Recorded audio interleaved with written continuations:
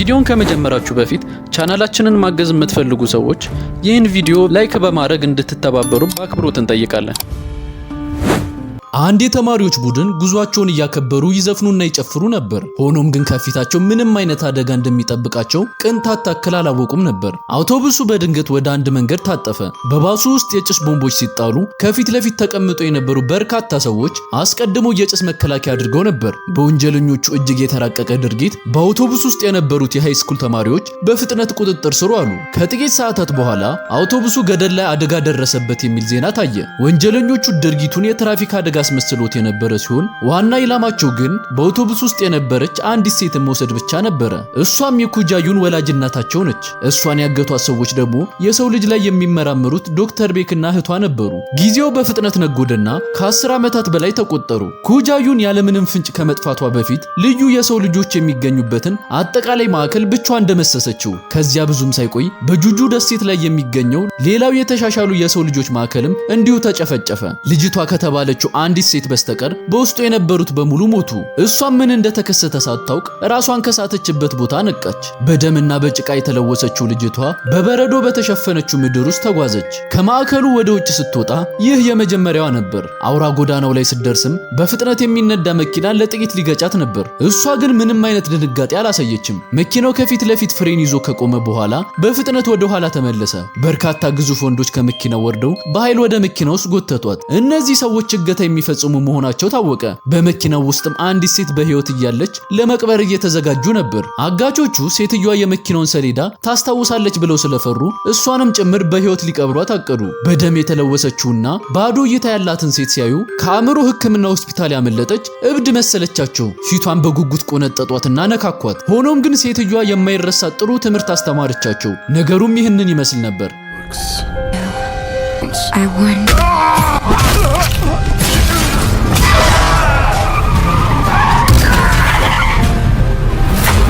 ከጥቂት ደቂቃዎች በኋላ ያቺ ለመቀበር የነበረችው ሴት ወደ ህሊኗ ስትመለስ አጠቃላይ መኪናው ሙሉ በሙሉ ተበታትኖ ነበር። ወደ ውጭ ስትወጣ በህይወት የተረፈው የመጨረሻው አጋች በሞት አፋፍ ላይ እንዳለ አየች። ሴትዮዋ እንድታቆም ጮኸች። ከዛም ወደፊት በመራመድ የአጋቹን የሞባይል ስልክ በመጠቀም ወደ ፖሊስ ደወለች። መጀመሪያ ላይ ሴትዮዋ ጥላት ለመሄድ ተዘጋጅታ ነበር። ነገር ግን በድንገት አቆመች። ምንም ቢሆን ህይወቷን ያተረፈችላት ልጅቷ ነበረች። በውስጧ ትንሽ ከተናደደችና ካመነታች በኋላ ልጅቷን ይዛት ከአካባቢው ለማምለጥ ወሰነች።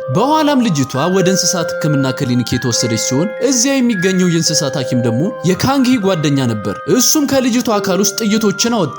ከጀርባዋ ላይ ጥይቱን ልክ እንደነቀለው የልጅቷ ልዩ ኃይል ማደግ ጀመረ። የእንስሳት ሐኪሙ ሻይ ለመጠጣት ዞር ብሎ መልሶ ወደሷ ሲመለከት የልጅቷ ቁስል ድኖ ነበር። ይህ ትዕይንት ሙሉ በሙሉ አስደነገጠው። ለብዙ 10 ዓመታት የእንስሳት ሐኪም ሆኖ የሰራ ቢሆንም የአንድ ሰው ልጅ ቁስል ከውሻ በበለጠ ፍጥነት ሲድን ሲያይህ የመጀመሪያው ነበር። ምሽት ላይ ካንጊ ልጅቷን ወደ ቤት ይዛት መጣች። ልጅቷ ለታናሽ ወንድሟ ለዲጌል ባጭሩ ካስተዋወቀቻት በኋላ ካንጊ በጣፋጭ ምግቦች የተሞላ ገበታ በገዛ እጇ አዘጋጀች። በጠረጴዛው ላይ ያለው ምግብ ስታይ ልጅቷ ምራቋን ዋጠች። ነገር ግን ለመብላት አልቸኮለችም። ካንጊ መብላት አትፈልጊም ወይ ብላ ጠየቀቻት። እሷም አዎ አልበላም በሚል ጭንቅላቷን ወዘወዘች። በዚያ ቅጽበት ዲጌል ይህ የሆነው የካንጊ ምግብ አዘገጃጀት ጥሩ ስላልሆነ እንደሆነ ተናገረ። የወንድሟን ንግግር የሰማችው ካንጊ በጣም ተቆጣች። እህትና ወንድማማቾቹ በምግብ ላይ ጠብ ውስጥ ገቡ። ይህም የዕለት ተዕለት የተለመደ ግንኙነታቸው ይመስል ነበር። በእውነቱ ግን ልጅቷ የምግብ ፍላጎት አጥታ ወይም ምግቡ ጥሩ ስላልነበር አልነበረም። ይልቁንም እሷ አንዴ መብላት ከጀመረች ከፊታቸው ያለው ምግብ ለሁሉም ሰው እንደማይበቃ ስላወቀች ነበር። ካንጊ ለወንድሟ ጥሩ ትምህርት ሰጥተው ወደ ጠረጴዛው ሲዞር በጠረጴዛው ላይ የነበረው ምግብ በሙሉ በልጅቷ ተበልቶ አየችው። በተመሳሳይ ሰዓት ዶክተር ቤክ ጆዋንን አግኝታ ልጅቷን ለማደን ተዘጋጀች። ለጆዋን እንደነገረቻት የልጅቷ እህት ኩጃዩን ከጥቂት ጊዜ በፊት ወደሷ መጥታ ነበር። ኩጃዩን በጣም ቆስላን ለማምለጥ የቻለች በመሆኑ የኩጃዩን ስጋት ያን ያህል ከባድ አልነበረም። ምክንያቱም የኩጃዩን ጤንነት በመድኃኒቶች ላይ መደገፍ ስላለበት ነው። ነገር ግን እህቷ ወይም ልጅቷ ምንም አይነት ድክመት የላትም። የልጅቷ የልዩ ኃይል ደረጃ እስከ ኤስ ወይም እስከ መጨረሻው ይደርሳል። ዶክተር ቤክ ለጆዋን መከታተያ ሰጠቻትና ወዲያውኑ ልጅቷን እንድትከታተላት አሳሰበቻት። ልጅቷ ግን አሁንም ስለ ነገሩ ምንም የምታውቀው ነገር አልነበረም። በዚያም ቅጽበት በድንገት ካፍንጫዋ ደም መፍሰስ ጀመረ። ተከትሎም ጭንቅላቷ በህመም ሊፈነዳ ደረሰ። የእናቷ ጥሪ በአእምሮ ውስጥ ያለማቋረጥ ያስተጋባ ጀመረ። ልዩ የተፈጥሮ ችሎታዋ እንደገና አደገ። በዚህ ጊዜ ልጅቷ በሰውነቷ ዙሪያ ጊዜ መቆጣጠር የምትችልበትን ብቃት አገኘች። ይህንን ችሎታ እህቷ ኩጃዩን እንኳን ልትገነዘበው አትችልም። በድንገት በርካታ መኪኖች ከቤቱ ውጭ ታዩ። የመጡት የአካባቢው የወሮበሎች ቡድን ነበሩ። አስቀድሞ ልጅቷ ገድላቸው የነበሩት አጋቾች የዚህ ቡድን አባላት ነበሩ። ካንጊ የአደን ጠመንጇን ይዛ በድፍረት ከፊታቸው ቆመች። የወሮበላው ቡድን መሪ የካንጊን መሬት ለሪል ስቴት ልማት ለመውሰድ አይኑን ጥሎበት እንደነበር ታወቀ። ካንጊ በድንጋጤ ውስጥ ሆና አንድ ጊዜ ተኮሰች። የዮንግዱ ቅጥረኞችም ጠመንጇን ለመንጠቅ በፍጥነት ተረባረቡ። በዚያን ቅጽበት ዴጊል የቤዝቦል መምቻ ዱላ እያወዛወዘ በድንገት ዘሎ ገባ። ሆኖም ግን ዴጊል ወሮበሎችን ስለማይችላቸው በፍጥነት ተመቶ መሬት ላይ ወደቀ። በመቀጠልም ዮንግዱ ውል አውጥቶ ካንጊ እንድትፈርም ጠየቃት። ካንጊ በድንገት አንድ የሰው ጥላ አስተዋለች። ሁሉም የእሷን እይታ ተከትለው ሲመለከቱ ልጅቷን አዩት። በጣሪያው ላይ ቆማ ወደ ታች ቁልቁል የምታያቸው ልጅቷ ነበረች። ለልጅቷ እነዚህ ተራ ወሮበላዎች ምንም አይደሉም። ልጅቷ ቀስ ብላ በአንድ እርምጃ ወደ ታች በመውረድ ያለምንም ጉዳት መሬት ላይ አረፈች። ዮንግዱ እጅግ በጣም ተገረመ። ወሮበሎቹ በድንጋጤ አይኖቻቸውን አፍጥጠው እያዩት ልጅቷ በቀስታ ወደፊት ተራምዳ አንዱን ሰው በቴስታ አበረረችው። What do you want?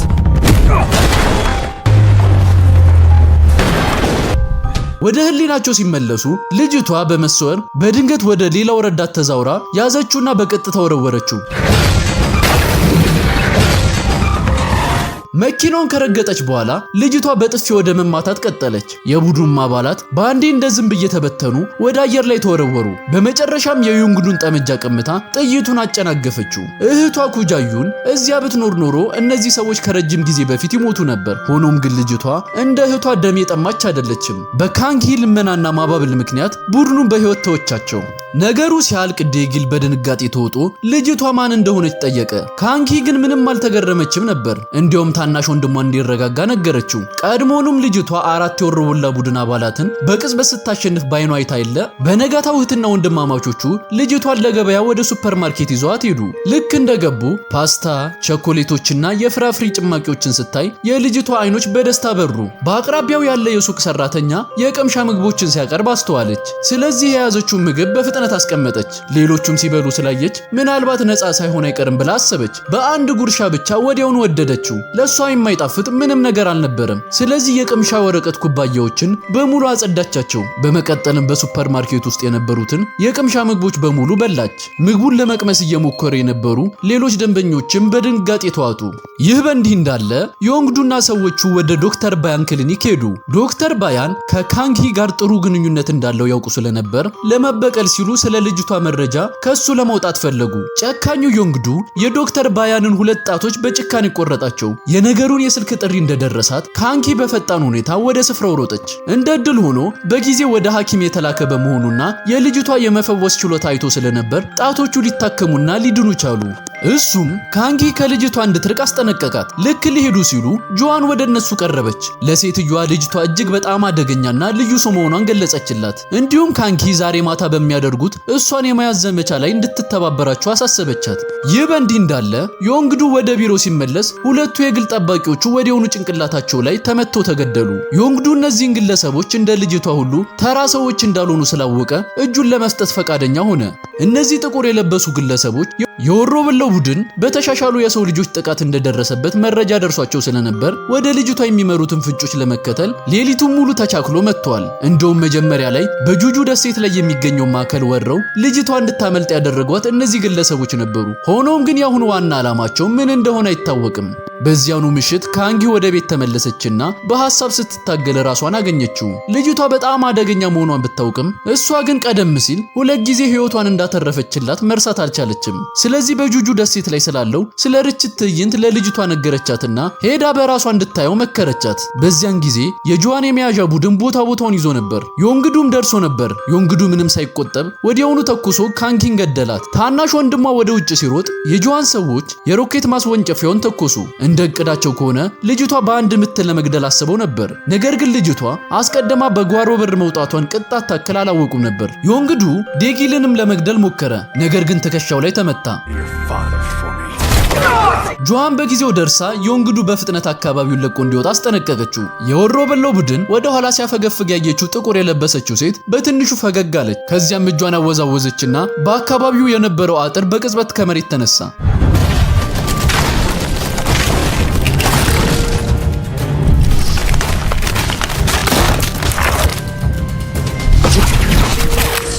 በመጨረሻም አጥሩ ስፍር ቁጥር የሌላቸው ሹል ችንካሮችን በመፍጠር እንደ ዝናብ ማዕበል በወሮበሎ ቡድን አባላት ላይ አረፈባቸው። ከዚያ ወዲያውኑ ጆዋንና ጥቁር የለበሰችው ሴት ከባድ ፍልሚያ ውስጥ ገቡ። ጥቁር የለበሰችው ሴት በሁለት አውቶማቲክ ሽጉጥ ተኩስ ስር ጠላዋ ብቻ እስኪታይ ድረስ በከፍተኛ ፍጥነት ትሮጥ ነበር። በድንገት ከታች በኩል ዘላ በመውጣት የጆዋንን ሰዎች በረገደችና አበረረቻቸው። ጆዋን በሌላኛው ሰው ላይ በተከታታይ ብትተኩስም ጣቶቻቸው መልሰው በራሳቸው ይበቅሉ ነበር። የጠላታቸው ጥንካሬ ከጠበቀችው በላይ እንደሆነ በግልጽ ታየ። ከጣሪያው ላይ ተመታ ከወደቀች በኋላ ጆዋን በመጨረሻ በሷና በጥቁር በለበሰችው ሴት መካከል ያለውን የኃይል ልዩነት ተረዳች። ዴጊልን ህይወቱን ለማዳን እንዲሮጥ ነገረችው። ነገር ግን በአጋጣሚ ተርፎ የነበረው ዮንግዱ ዝም ብለህ ሙት እያለ ጠመንጃውን ተኮሰ። ምንም እንኳን ጆዋን ከፊቱ ብትቆምም አሁን አንድ እርምጃ ዘግይታ ነበር። በመሆኑም ዴጊል በሚያሳዝን ሁኔታ በዮንግዱ ተመትቶ ተገደለ። በዚያ ቅጽበት በሩቅ የነበረችው ልጅቷ አንድ ነገር የተሰማት መሰለ። እህትና ወንድማማቾቹ አደጋ ላይ መሆናቸውን ተረድታ በፍጥነት ወደ ኋላ ስትመለስ በሌላኛው በኩል አንድ ሴት ታየች።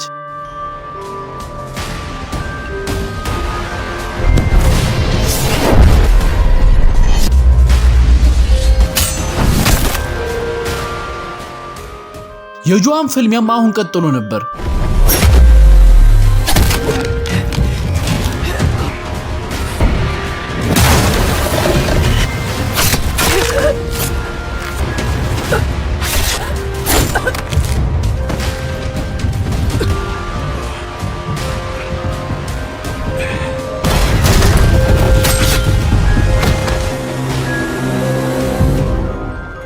እሷን በፍጥነት ተመልሳ ስትደርስ ግን ያየችው የእነዚያን እህትና ወንድማማቾች አስከሬን ብቻ ነበር። ጆዋንና ሌላኛው ሰውም በጽኑ ቆስሎ ነበር። ልጅቷ ወደፊት ተራምዳ የዮንግዱን ቁርጭምጭሚት በአንድ እግሯ ረግጣ ሰባበረችው። በዚያ ቅጽበት ልጅቷ በሐሳቧ ብቻ ጥቁር የለበሰውን ሰው ትከሻና እጅ እንዲፈነዳ አደረገችው። በጥቁር የለበሰችው ሴት እንደገና ድንገተኛ ጥቃት ለመሰንዘር ሞከረች። ነገር ግን ልጅቷ በአንድ እጇ በቀላሉ መሬት ላይ ጣለቻት። በልጅቷ ቁጥጥር ስር የሆነችው ጥቁር የለበሰችው ሴት ቢላዋን ማወዛወዝ አልቻለችም። ብቻም ሳይሆን በመጨረሻም ራሷን በቢላዋ ወጋች። ከጥቂት ዙር ፍልሚያ በኋላ ልጅቷን እንደማትችላት በግልጽ ታየ። ልጅቷ በአንድ እጇ ይዛ አሽቀንጥራ ሩቅ ቦታ ወረወረቻት።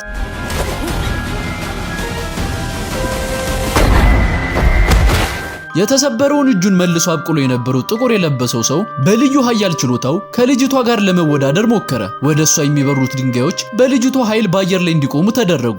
በሌላኛው ቅጽበት ደግሞ በሙሉ ተሰባብረው የድንጋይ ስብርባሪ ማዕበል ፈጠሩ። ልጅቷ በከፍተኛ ቁጣ ውስጥ ሆና ያላትን ግዙፍ ኃይል በመልቀቅ ጥቁር የለበሰውን ሰው ወደ አመድነት ቀየረችው። የዚህችን የደብል ኤስ ደረጃ የተሻሻለች ግለሰብ አስገራሚ የውጊያ ኃይል የተመለከተችውና ፍርሃት የገባት ጥቁር የለበሰችው ሴት ወደ ኋላ ፈገፈገች። ነገር ግን ከጀርባ አንድ ሰው ብቅ አለ። እሱም ማንም ሳይሆን ከልጅቷ እህት ከኩጃዩን ሌላ አልነበረም። በመጨረሻም ሁለቱ እህትማማቾች ተገናኙ። ጥቁር የለበሰችው ሴት እህትማማቾች ናቸው ብላ ፈጽሞ አልጠበቀችም ነበር። ጥቁር የለበሰችውን ሴት ካስወገደች በኋላ ኩጃዩን ዶክተር ቤክን ስትፈልግ ጥቂት ጉዳቶች እንደደረሱባት ለልጅቷ ነገረቻት። ለዚህም ነበር ጥቁር የለበሰውን ሰው ልጅቷን እንዲያድናት ያዘዘችው። ሆኖም ግን መጀመሪያ ላይ ልጅቷ እጅግ በጣም ደካማ መስላ ትታይ ስለነበር ኩጃዩን ይህች በእውነቱ እህቷ መሆኗን ተጠራጥራ ነበር።